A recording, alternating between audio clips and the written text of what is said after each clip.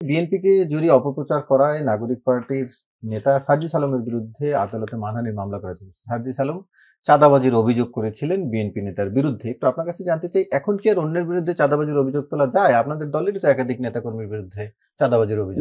দেখেন, এখানে গণতান্ত্রিক যে প্র্যাকটিস, যে চর্চাটা থাকা উচিত। এখানে বলা হচ্ছে আলটিমেটলি যে যাকে হত্যা করা হয়েছে, ওইখানে কিন্তু তথ্যগুলো সবাই আপনারা লোকালি খবর নিয়ে নিন যে আলটিমেটলি ওইখানে প্রত্যেকটা যে মার্ডার হচ্ছে বা বড় বড় যে ঘটনাগুলো ঘটছে, যেগুলো হয়তো টেলিভিশনের স্ক্রিনে কম রিল হয়, আর নাগরিক পার্টির কেউ একজন ওইদিকে হাঁচি মারছে, ওটা দেখা যায় এখন ঘন্টার পর ঘন্টা রিলে থাকে। সার্জিস আলম লেজিটিমেটলি ক্লেম করছে, ওটার তো কাউন্টার কেউ দিতে পারেন।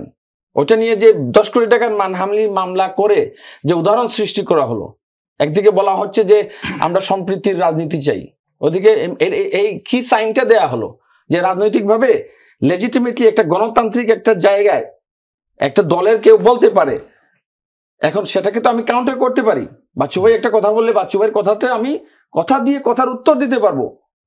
এখন তো কোর্ট তো একটা মিডিয়াম, যে 10 কোটি টাকা দিয়ে কি সার্জিস আলমের মুখ বন্ধ করে ফেলা যাবে বা অন্যান্য যে পন্থা করা, এটা তো আনডেমোক্রেটিক, অগণতান্ত্রিক আচরণ রাজনৈতিক প্র্যাকটিসে।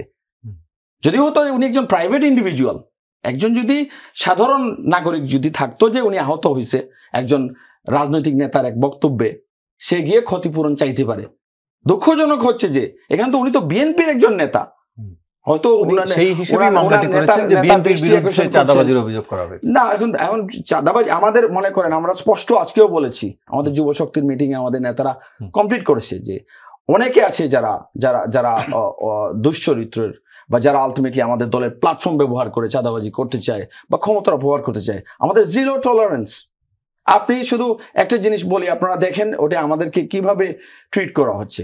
মনে করেন ভুল সিদ্ধান্ত, 5ই অগাস্টে আমাদের দলের নেতাকর্মী কয়েকজন গিয়েছেন, ওইখানে আপনার আলটিমেটলি আইন শৃঙ্খলা রক্ষা করেন বা ডিজিএফআই এর প্রেসক্রিপশনে পুরো ঘন্টার পর ঘন্টা 2 দিন 3 দিন রিল করে কন্টিনিউয়াস প্রচারণা প্রপাগান্ডা চালানো হয়েছে, যেন মনে হয়েছে যে এরা ওইখানে গিয়ে কার সাথে, আপনারা ক্লারিফাই করেন পিটার হাসের সাথে মিটিং হয়েছে কিনা, পরে কোন মিডিয়ায় পরে এটা আবার এটা প্রত্যুত্তর দেবে বা ক্লারিফাই করবে। এখন মূল পয়েন্ট যেটা আপনার প্রশ্নের, আপনি নিজে চিন্তা করে দেখেন, সার্জিস আলমের বিরুদ্ধে 10 কোটি টাকার মানহানির মামলা করা হয়েছে কারণ সে উঠে বলছে যে বিএনপির যে কেউ একজন চাঁদাবাজি করছে।